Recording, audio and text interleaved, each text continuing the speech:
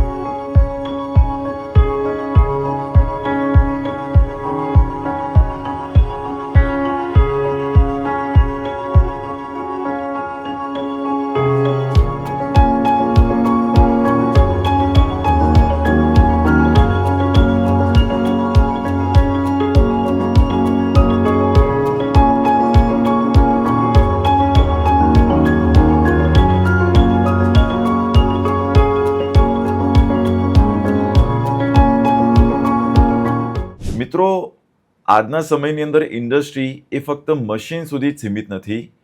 તે ઇન્ડસ્ટ્રી એ વિચારોથી ચાલે છે. જ્યારે વિચાર તેની અંદર એડ થાય ને તો જ કચરામાંથી કંચન બનાવવાનો વિચાર આવે, સસ્ટેનેબિલિટીનો વિચાર આવે અને એ જ વેસ્ટ બિઝનેસ સ્ટ્રેન્થ પણ બની શકે. આજે આપણી સાથે એક એવા વિઝનરી લીડર છે જેમણે પ્રોસેસ એન્જિનિયરિંગને માત્ર પ્રોસેસ સુધી જ સીમિત ન રાખતા ગ્લોબલ ફૂટપ્રિન્ટ તેમણે ક્રિએટ કર્યા છે. આપણી સાથે કેમ પ્રોસેસ સિસ્ટમ પ્રાઇવેટ લિમિટેડના CMD, ચેરમેન અને મેનેજિંગ ડિરેક્ટર જયેશભાઈ પરીખ છે. ખૂબ ખૂબ સ્વાગત છે જયેશભાઈ અમારો આ ખાસ પોડકાસ્ટમાં. Thank you. સૌથી પહેલાં સર, આપની જર્નીની શરૂઆત કરી હતી, આપનું એજ્યુકેશનલ બેકગ્રાઉન્ડ શું રહ્યું અને થ્રુ આઉટ જર્નીની અંદર એક સફળ ઉદ્યોગપતિ તરીકે સ્થાપિત થવું, અને એ પણ વિશેષ કરીને કેમિકલ એટલે પ્રોસેસ ઓરિએન્ટેડ આખા ઇન્ડસ્ટ્રીઝની અંદર, તો એના વિશે જણાવો ને અમને. જરૂર.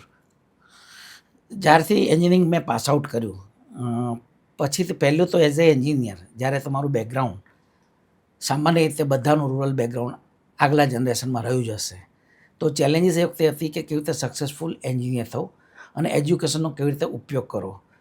એ વખતે majority of the people will go abroad four further study and જ્યારે આપણે અમદાવાદમાં કે ઇન્ડિયામાં રહી અને દેશનું શું કરવું કે અથવા ફેમિલીની કેવી રીતે ઉન્નતિ કરવી, કે તો એ જ હેતુથી ફક્ત સફળ એન્જિનિયર થવું બહુ મહત્ત્વનું હતું શરૂઆતમાં. તો મેં જ્યારે એન્જિનિયરિંગ પાસ આઉટ કર્યું ત્યારે મેં કોઈ નાની એન્જિનિયરિંગ કંપની જોઈન કરી જેમાં પ્રોસેસ પ્લાન્ટ અને પ્રોસેસ ઇક્વિપમેન્ટ ડિઝાઇન કરવાનું ચાલુ કર્યું અને એમાં ઘણા ઇનોવેશન કર્યા, જેથી કરીને steam base vacuum system, refining, distillation, petrochemical, એ બધા વસ્તુઓનો સ્ટડી કર્યો જે કોલેજમાં નહોતો અભ્યાસ કર્યો. કોલેજ પછી ઘણો બધો અભ્યાસ કર્યો અને એમાંથી પોતાનો સેલ્ફ કોન્ફિડન્સ લીધો અને 1999માં મેં કેમ પ્રોસેસ એન્જિનિયરિંગ સાણંદમાં એક નાની જગ્યાથી ચાલુ કર્યું, લગભગ 8 કે 10 માણસથી. અત્યારે લગભગ 350 થી 400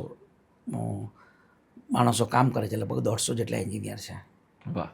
તો અત્યારે આપની કંપની દ્વારા વિશેષ કરીને કેવા કેવા પ્રકારના કામો કરવામાં આવતો છે? આમ સબ્જેક્ટ થોડો ટેકનિકલ છે, પરંતુ સરળ ભાષાની અંદર આપ જો જણાવો તો કયા કયા કામ આપની કંપની દ્વારા કરવામાં આવે છે? કંપનીનો હવે લગભગ 25 થી 30 વર્ષ આ કંપનીને સ્થાપ્યાને થયા. જ્યારે કંપનીની શરૂઆત કરી તો શરૂઆતના દાયકામાં 1-2 દાયકામાં પ્રોસેસ એન્જિનિયરિંગ, જેમાં ટર્બાઇન જે રીતે પાવર પ્લાન્ટ બને છે તો ટર્બાઇનના કન્ડેન્સર્સ, જેમાં તમારે મેક્સિમમ પાવર બનાવવા માટે ટર્બાઇન ચાલે, તો એ પ્રોસેસ પ્લાન્ટ ડિઝાઇન કર્યા. ઘણી જગ્યાએ પ્રોબ્લેમ આવતા કોઈને પોલ્યુશન આવતા એના ડિસ્ટિલેશન કોલમ ચાલુ કર્યા. પાણી માટેની રિસાયકલિંગની પ્રેશર આવ્યું તો વોટર રિસાયકલિંગ કેવી રીતે કરવું એના પ્રોસેસ શીખ્યો. અને એ બધું મેં બેઝિક એન્જિનિયરિંગથી ચાલુ કર્યું, પણ એમાં જર્ની આગળ વધતી ગઈ અને એમાં એ પછી ઇનોવેશન તરફ વધી અને પ્રોસેસ સોલ્યુશન્સ મેજોરિટી ઓફ કોર્પોરેટ્સને અમે આપ્યા અને એમાં ઘણી સફળતાઓ મળી. આમ જોઈએ તો એક નાના ગામથી શરૂઆત કરેલી ને આજે ગ્લોબલ લેવલ ઉપર આપણી કંપની પહોંચી છે, તો એમાં સૌથી મોટો માઇન્ડ શિફ્ટ કઈ જગ્યાએ આવ્યો, કઈ જગ્યાએ ટર્નિંગ પોઈન્ટ રહ્યો કે જે આપની કંપનીને છેક ગ્લોબલ લેવલે લઈ ગઈ? Mind shift is to be with the time. જેમ જેમ આપણી પ્રોસેસ ઇન્ડસ્ટ્રી, ધારો કે વટવાની ડાઇઝ ઇન્ડસ્ટ્રીઝ છે, ફાર્મા ઇન્ડસ્ટ્રીઝ છે, ઇન્ડિયાનો ગ્રોથ બી થઈ રહ્યો હતો. તો ટુ બી વિથ અને to maintain the rhythm with them અને try to give the best solution. એક ઈગો હતો કે અમે વી આર ગુડ એન્જિનિયર અને we have good team of engineer. એ બેઝિસ ઉપરથી એક સેલ્ફ ઇન્સ્પિરેશન અને પ્લસ ટાઈમથી આગળ ચાલવું, ગ્લોબલમાં શું શું ચાલી રહ્યું એની પર નજર રાખવીને એને મેચ કરવા માટે આપણે કેવી રીતે બેન્ચમાર્કિંગ કરવું, એ પર્ટિક્યુલર મોટિવેશનથી અમે આ કંપનીને એકદમ નાની 2000 અત્યારે ગ્લોબલ લેવલ પર કામ કરી શકીએ છીએ. રાઈટ. અને ઇન્ટરનેશનલ કસ્ટમર સાથે બી કામ કરીએ છીએ અને all of them are very happy. Right. આપની કંપની જે વેસ્ટ પ્રોડક્ટ છે એને કઈ રીતના યુઝફુલ પ્રોડક્ટમાં કન્વર્ટ કરે છે? કોઈ પ્રેક્ટિકલ એક્ઝામ્પલ સાથે આપ શેર કરશો? એકદમ સાદો દાખલો આપું કે જ્યારે આપણા ત્યાં પોલ્યુશનના નોર્મ્સ કેટલા 20 વર્ષમાં ઘણા સ્ટ્રિક્ટ થવા માંડ્યા, એટલે પ્રોબ્લેમ કોને થાય કે જે ઇન્ડસ્ટ્રીઝ પાસે સોલ્યુશન નહોતું, say for example dyes industries, pesticide, agrochemicals, તો એ લોકોને મુખ્યત્વે એવું હતું કે આનું સોલ્યુશન બી આવવું જોઈએ, મોંઘું બી ના પડવું જોઈએ. તો કોઈ પરદેશની ટેકનિક તો લવાય નહીં. તો ઇન્ડિજિનસલી રિસર્ચ કરી અમે પહેલું જ કામ કર્યું વેસ્ટ વોટર રિસાયકલિંગનું, જેમાં જે હાઈલી ટોક્સિક વેટર જે ETP કે સુએજમાં ના ટ્રીટ થઈ શકે, પણ જેમાં એકદમ આખું પિરિયોડિક ટેબલ, જેને કહે સોલ્વન્ટ હોય, ઇનઓર્ગેનિક્સ હોય, ઓર્ગેનિક્સ હોય, પાણી હોય, તો એને કેવી રીતે શુદ્ધિકરણ કરવું અને એમાંથી કેવી રીતે વેલ્યુબલ પ્રોડક્ટો મેળવવા, તે પ્રત્યે અમે ખૂબ ફોકસ કરી અને ઇન્ડિયાના લગભગ 600 થી 700 કોર્પોરેટને અમે ZLD સોલ્યુશન આપ્યું. અને એમાં valuable product like ammonium sulphate, ammonium chloride, sodium sulphate, ammonium perchloride, તો ફાર્મા, કેમિકલ્સ, ફર્ટિલાઇઝર્સ, આ બધાને અમે પ્રોજેક્ટ આપ્યા. અને એ પ્રોજેક્ટ એમનું સોલ્યુશન તો આપ્યું, પણ એમાંથી વેલ્યુબલ પ્રોડક્ટના કારણે એમની sustainability in terms of commercial sustainability આપી. અને બધા એન્કરેજ છે કે આ પ્રોજેક્ટ ખરેખર નાખવા જેવો છે અને ગવર્મેન્ટે પણ એને ઘણો બધો સપોર્ટ કર્યો. અને today we are able to say proudly કે ગુજરાતમાં વોટર રિસર્ક્યુલેશનના 90% પ્રોજેક્ટ અમે કેમ પ્રોસેસ સિસ્ટમ પ્રાઇવેટ લિમિટેડ કર્યા છે. કોલેજ પછી તો જે ફર્સ્ટ કોલેજના નોલેજથી તમે જે ફર્સ્ટ ડેવલપમેન્ટ કર્યું, એની પછી ઉત્તરોત્તર બીજી એવી કઈ ડિઝાઇન કરી, પ્રોસેસ ડિઝાઇન કરી કે જેનો લાભ માસીસને મળ્યો હોય? ખાસ કરીને હું કહું કે મેં ઘણા બધા એચિવમેન્ટ કર્યા. એમાં રિસન્ટ એચિવમેન્ટ, જેમાં પ્રેસિડેન્ટ રામદાસજી કોવિડે પણ અમને એક જોઈન્ટ એવોર્ડ મળ્યો, જે જોઈન્ટ પેટર્ન છે અમારી central salt marine research institute સાથે.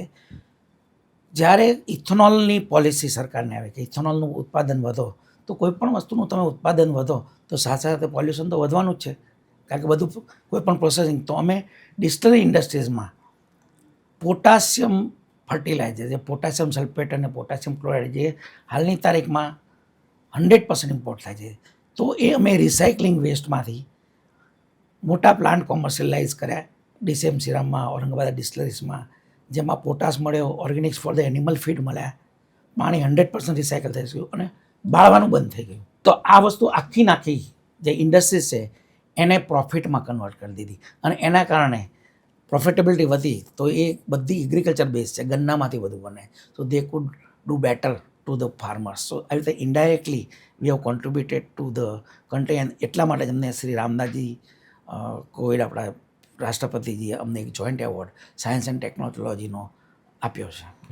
આપણે જોતા હોઈએ છીએ, જે તમે પરાળીની આખી વાત કરી કે દિલ્હી ને એની આસપાસના વિસ્તારોની અંદર, પંજાબ ને ત્યાં એ એર પોલ્યુશન એના પરાળીને બાળવાના લીધે જે થતું હોય છે, તો એની સામે એવા અત્યારે જોઈએ તો કયું શું સોલ્યુશન હોઈ શકે? એ સોલ્યુશન અમે છેલ્લા 8 થી 10 વર્ષથી with a team of at least 20 scientist અને good engineer in our R&D house we develop from lab to demo scale. In demo scale first commercial plant અમે જસ્ટ 1 વર્ષ પહેલાં કમિશનિંગ કર્યો છે. એમાં જેટલા બી હાર્ડ બાયોમાસ છે, જેનો કોઈ ઉપયોગ નથી, જેને કોઈ એનિમલ ટચ નહીં કરે, ખાશે નહીં, અને એને તાત્કાલિક બાળી દેવામાં આવે છે, કારણ કે ખેડૂતો નેક્સ્ટ ક્રોપ લેવો છે. હવે ગુજરાત એટલે આખી કોટનની ઇકોનોમી છે, તો કોટનના સાંઠા મેં જોયું છે કે જનરલી બાળી જ દેવામાં આવે છે. બહુ તો એની ફ્યુઅલ વેલ્યુ, હવે એની ફ્યુઅલ વેલ્યુ બી શું થાય, તમે એને બાળો તો 5 કે 6 રૂપિયા માણસ એના પેલેટ બનાવીને આપે, પણ એમાંથી કશું નીકળતું નથી.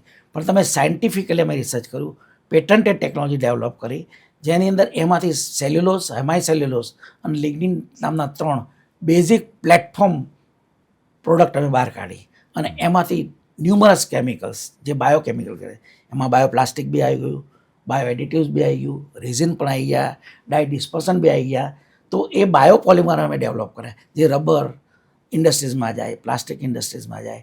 સો એને ફર્ધર ઇનોવેશન કર્યા અને એને એકદમ 100% એન્વાયરમેન્ટલી પ્રોડક્ટ તરીકે ડેવલપ કરી અને માર્કેટ લોન્ચ કર્યું. આ કદાચ વર્લ્ડમાં પહેલીવાર નહીં, પણ 100% વર્લ્ડમાં પહેલીવાર એગ્રીકલ્ચર વેસ્ટમાંથી અમે ફ્રેક્શનેશન કરી સેલ્યુલોઝ અને હેમિસેલ્યુલોઝ જે C5C6 સુગર છે એને અમે ફર્મેન્ટ કરીને એમાંથી બાયો CNG બનાવ્યો.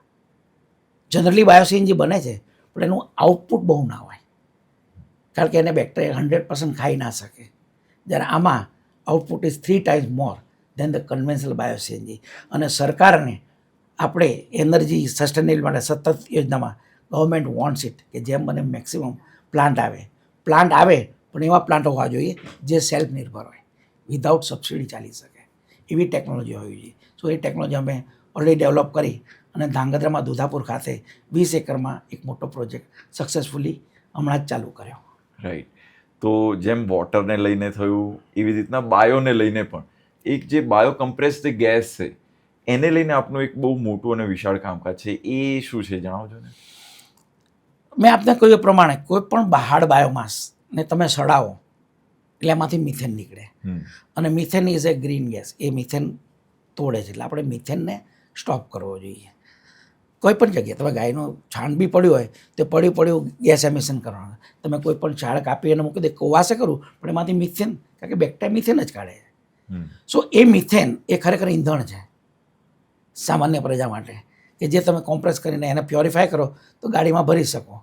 સો એ ઇનોવેશન અમે ડાયજેસ્ટરો, ડેમી ડાયજેસ્ટર બનાવ્યા, મતલબ ડેમો પ્લાન્ટ નાખ્યા, અને જાતના બાયોમાસ જે કોઈ અડતું નહોતું, હાર્ડ બાયોમાસ જે સડતું નહોતું, એના સ્પેશિયલાઇઝ એન્ઝાઇમ ડેવલપ કર્યા, સ્પેશિયલાઇઝ માઇક્રોબ ડેવલપ કર્યા, અને એને પ્રી ટ્રીટમેન્ટ કરી અને એમાંથી અમે વિપુલ પ્રમાણમાં બાયો CNG બને તેવી ટેકનોલોજી વિકસાવી.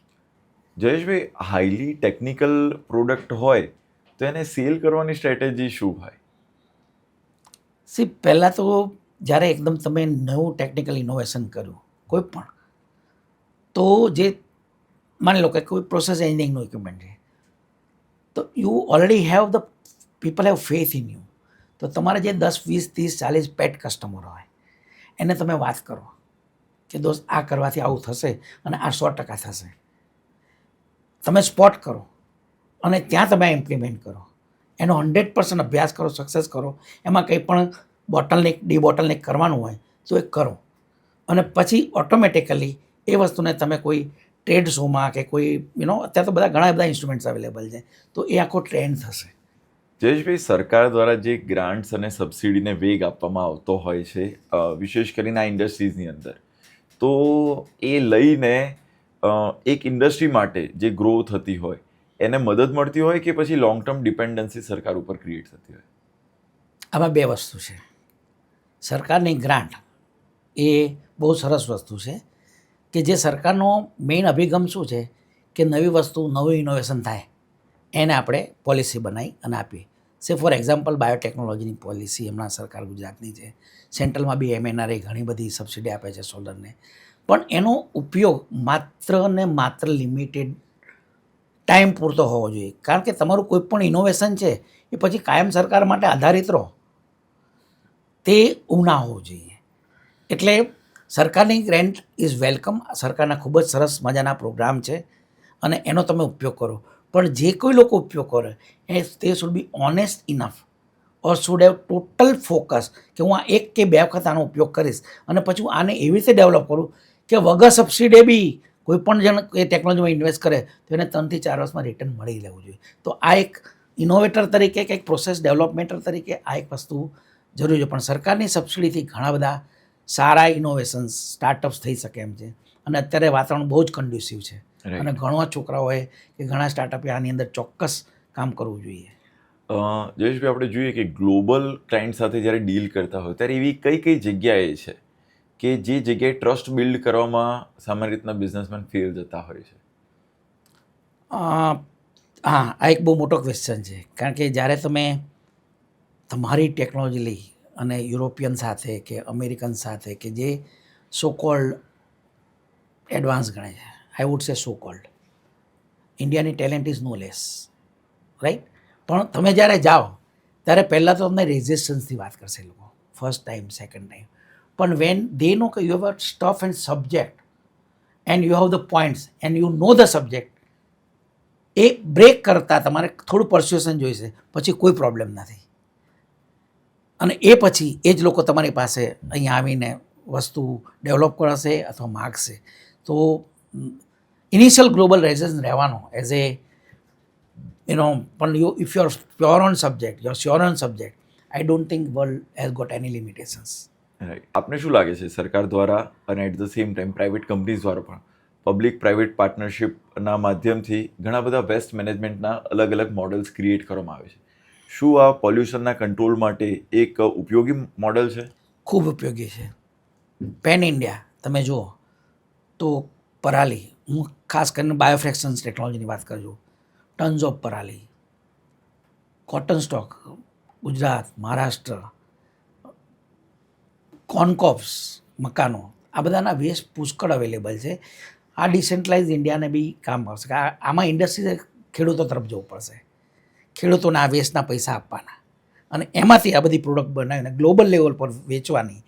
તો આમાં ખૂબ બહોળા પ્રમાણમાં માસ સ્કેલ ઉપર ક્રાંતિ આવી શકે એમ છે. અને એના માટે સરકાર શ્રીને અમે 2 કે 4 પ્રેઝન્ટેશન કરેલા છે, પ્લસ ઇન્ડસ્ટ્રીઝને, જે કન્ઝ્યુમર્સ, ઇન્ડસ્ટ્રીઝ, કન્ઝ્યુમર્સ અને સરકાર, આ ત્રણના નવી પ્રોડક્ટ કે નવી જે ક્રાંતિ છે, not only on bio CNG but bio product માટેની કે બાયોકેમિકલ્સ માટેની કે બાયો ફર્ટિલાઇઝર્સની, એ બધા જો મળીને કામ કરે, ઇન્સ્ટિટ્યૂટ, રિસર્ચ ઇન્સ્ટિટ્યૂટ, કોલેજીસ, તો આમાં ખરેખર ઇન્ડિયા એગ્રીકલ્ચર વેસ્ટમાંથી બહુ મોટી ઇકોનોમી, ભયંકર મોટી ઇકોનોમી થઈ શકે એમ છે. આપના લાઈફની અંદર આવેલો ચેલેન્જીસ કે જેને ઓવરકમ તમે કર્યું હોય, એ ચાહે પર્સનલ હોય કે ઇન્ટરપર્સનલ હોય, એવી કંઈ લાગ્યું કે જ્યારે તમને લાગ્યું કે તમે નિષ્ફળતાને ફેસ કરી હોય અને એમાંથી બહાર કઈ રીતના આવ્યા? ઘણા કેસમાં એવું બન્યું છે, 2 કે 3 કેસ. તમને કે now this project is going to on the dead end, or personal ચેલેન્જીસમાં બી ઇન્ટરનલ બિઝનેસ ઓપોર્ચ્યુનિટીઝ હોય, કસ્ટમર રિલેશનશીપ હોય, યંગસ્ટરને કોઈ ફ્રેન્ડ્સ બી હોય, ચેલેન્જીસ આવે. કારણ કે એવરીબડી ઇઝ નોટ અલાઇક, દરેકના એક્સપેક્ટેશન, એસ્પિરેશન અલગ છે. તો એ વખતે તમારે એકદમ તટસ્થપણે ફેલિયર થતી પણ એ ફેલિયરને જલ્દી એક્સેપ્ટ ના કરવી. આઈ એમ શ્યોર લાસ્ટ મોમેન્ટ એવી કોઈ કી આવશે કે જે ઓપન થશે અને યુ વિલ સ્ટાર્ટ રનિંગ. તમારી શરૂઆતની ફર્સ્ટ જોબ જ્યારે શરૂઆત કરી ત્યારે સેલરી કેટલી હતી અને અત્યારે આપનું ટર્નઓવર કેટલું છે? લાસ્ટ રિસેન્ટ સૌથી હાઈએસ્ટ ટર્નઓવર કેટલા સુધી પહોંચ્યા? I tell you, beggar cannot be choosers. અમારી એવી સ્થિતિ હતી 83માં, હજુ industries was trying to develop. તો એ વખતે જે પણ first opportunity, we don't have choice, neither. એ વખતે માસ્ટર્સ કરવાની કોઈ કાઇન્ડ ઓફ ફેસિલિટી બી હતી, અથવા આઈ વુડ સે ઇટ વોઝ મસ્ટ એવું નહોતું. એટલે અમને જે પહેલી જોબ મળી હોસ્ટેલમાં રહેતા તો મારી પહેલી સેલરી 350 રૂપિયા હતી અને પહેલી સેલરી જે બી પોસ્ટ મળી, કોઈ પ્રોડક્શન એન્જિનિયર ને કોઈ સ્ટોર કીપર તરીકે રાખ્યો તો બી રહી ગયો, પણ ત્યાંથી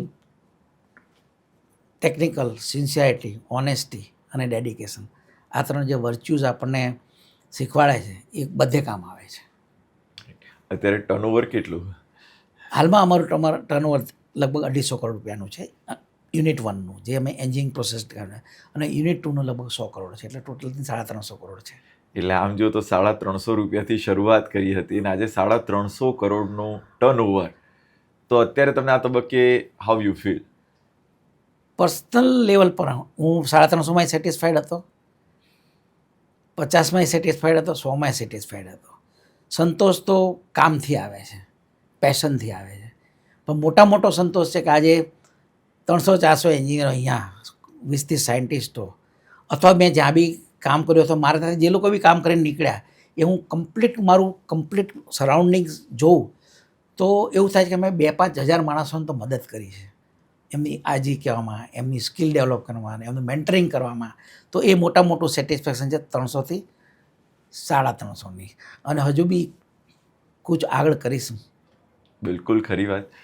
જ્યારે આપ આખી ટીમ બિલ્ડ કરતા હો, એટલે એક બાબત જે આપે કીધું કે ઘણા બધા એન્જિનિયર્સ આવતા હોય, અત્યારે આપણે કોલેજની અંદર જે એન્જિનિયરિંગ ભણાવવામાં આવે અને એટ ધ સેમ ટાઈમ માર્કેટની અંદર જે ડિમાન્ડ છે, તો એની અંદર શું આપને કોઈ ગેપ જોવા મળે છે કે સારું પ્રોડક્શન, એટલે એવા વિદ્યાર્થીઓનું આપણને મળતું હોય?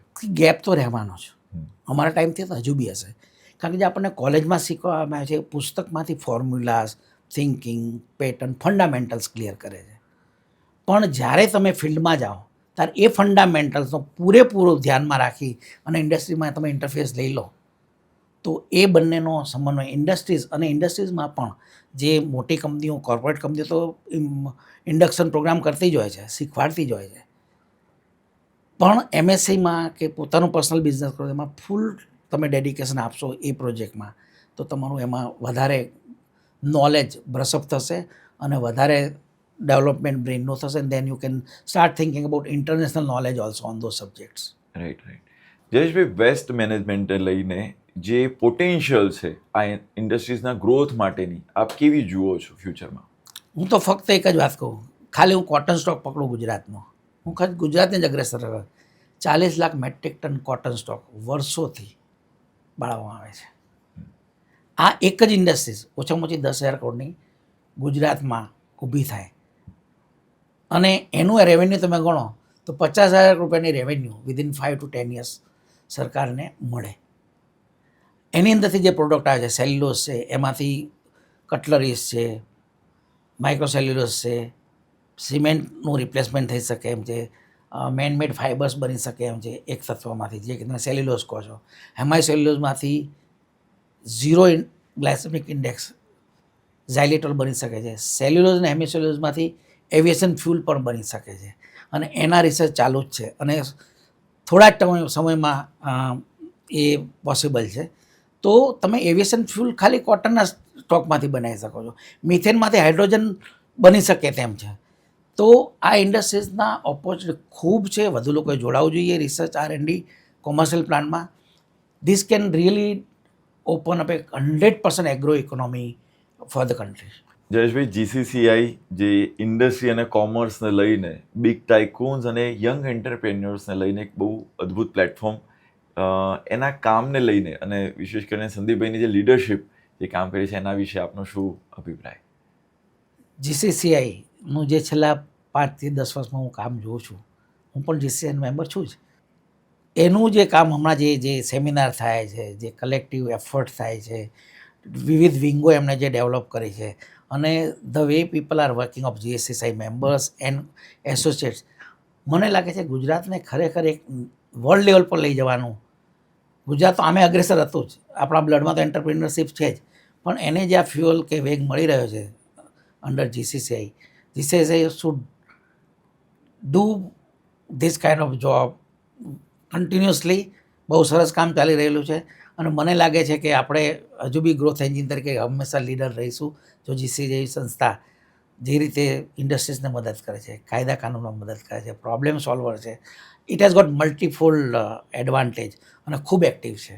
આઈ am very thankful to GCCI અને મને આપે જીસીઆઈ તરફથી આમંત્રિત કર્યો એના માટે બી હું આપનો ખૂબ આભાર માનું છું. Jayeshbhai, thank you so much. આજે આપે ખૂબ અલગ અલગ આમ ટેકનિકલ બાબતોને પણ સહજ અને સરળ ભાષામાં મારી સાથે શેર કરવા બદલ ખૂબ ખૂબ ધન્યવાદ. Thank you. તો જયેશભાઈની વાતો ઉપરથી એટલું તો સ્પષ્ટ થાય કે પ્રોસેસ એન્જિનિયરિંગ એ માત્ર ટેકનિકલ નહીં પરંતુ એક થિંકિંગ પ્રોસેસ છે. આપને આ એપિસોડ કેવો લાગ્યો અમને કમેન્ટની અંદર જરૂરથી જણાવો. નેક્સ્ટ એપિસોડની અંદર ફરી મળીશું નવા વ્યક્તિ, નવા વિચાર, નવા અદ્ભુત સબ્જેક્ટ સાથે. ત્યાં સુધી રજા આપશો. આપ જોતા રહો જીસીસીઆઈ પ્રસ્તુત ગુજરાત ઉદ્યોગ જગતની ચર્ચા. ફરી મળીએ. નમસ્કાર. Gujarat Chamber of Commerce and Industry. Grow business. Transform Gujarat.